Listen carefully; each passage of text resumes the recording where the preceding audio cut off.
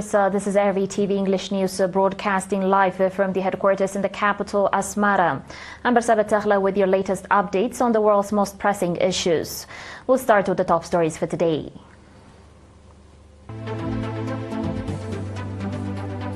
Training for subzonal and area administrators in Ansaba region. Seminar on the significance of statistical information systems. Ukraine and Poland agree to create a joint drone operational group. And Hezbollah official and civilian killed in Israeli airstrike in eastern Lebanon. In your domestic reports, training on administration and leadership was provided to 225 subzonal and area administrators, as well as heads of PFDJ in Ansaba region from 6 to 15 September. The training covered concepts of government and administration, law, ethics and administration, productivity, land, water and environmental management, resource management guidelines, the significance of organization and integrated work, as well as other related topics. The objective of the training was to enhance the capacity of subzonal and area administrators and PFDJ heads, enabling them to provide effective and timely service to the public. Participants stated that the training significantly contributed to upgrading their understanding, exchanging experiences among one another, and improving their ability to deliver services to the public. Colonel Kubrom Nur-Ayo, Director General of Administration and Finance in the region, urged the trainees to practically apply the knowledge they gained in order to provide effective and timely service to the people. The closing event of the training on 15 September was attended by Brigadier General Taghla Lubsu, Commander of the Popular Forces, along with other dignitaries from the region. In a similar news, a seminar highlighting the significance of statistical information systems for the successful implementation of government activities in general and development programs in particular was provided to subzonal and area administrators as well as employees of subzonal administrations in My Aini subzone. Mr. Fitzum Garazgiher, Director General of Statistics and Cartographic Information in the Southern Region, underlined that clear and detailed information is a vital reference for implementing development programs. He called on administrators at all levels to practically apply the system in their daily activities. Mr. Kifla Mendes, Acting Administrator of the subzone, emphasized the need for active participation in the practical implementation of the issues raised during the seminar.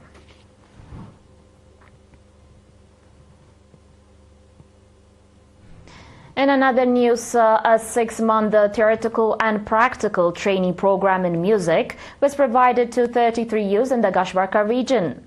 Mr. Idris Saleh, Director General of Culture and Sports in the region, noted that activities conducted with scientific approaches supported by research and training are highly effective. He stressed that the program will significantly contribute to music research, which is an integral part of cultural heritage. Representatives of the trainees highlighted that the training was part of a broader effort to develop the overall capacity of youth and called for the program's continuation. Ambassador Mahmoud Ali Houri, Governor of the region, emphasized the importance of developing the musical talents of youth and encouraged them to cultivate their skills alongside their regular education. He also stressed the readiness of the regional administration to play its role in the efforts.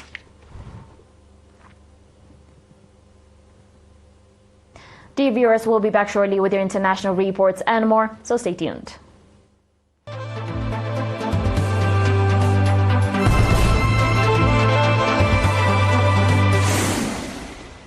Welcome back. Ukrainian and Polish defense ministers have agreed to create a joint operational group on unmanned aircraft systems, which will include representatives of the Ukrainian and Polish armed forces. Ukrainian Defense Minister explained that this group will become a platform for coordination and development of joint initiatives. According to him, the central element of this joint operational group will be joint training programs.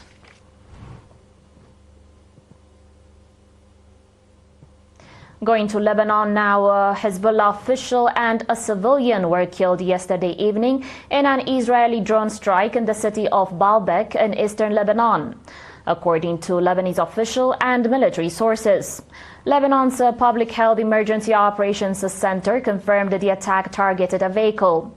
According to a Lebanese army intelligence source, 2 guided missiles were fired from Israeli drones. A U.S. and French brokered ceasefire has been in place between Hezbollah and Israel since November 27, 2024, halting clashes that erupted during the Gaza war. Despite the agreement, the Israeli army occasionally carries out strikes in Lebanon, claiming they target Hezbollah threats. In other news, Australia, one of the world's biggest polluters per capita, will rather aim to cut its carbon emissions by at least 62% compared to 2005 levels over the next decade. The nation, which has faced global criticism for its continued reliance on fossil fuels, had previously pledged to reduce greenhouse gases by 43% by 2030. A landmark risk assessment commissioned by the government this week warned Australia faced a future of increasingly extreme weather conditions as a result of man-made climate change. Setting a target to reduce emissions from 2005 levels is part of Australia's obligation under the Paris Climate Agreement. The new target is in line with an emission reduction benchmark of between 62% and 70% that was recommended by the Climate Change Authority, a government body which provides climate policy advice.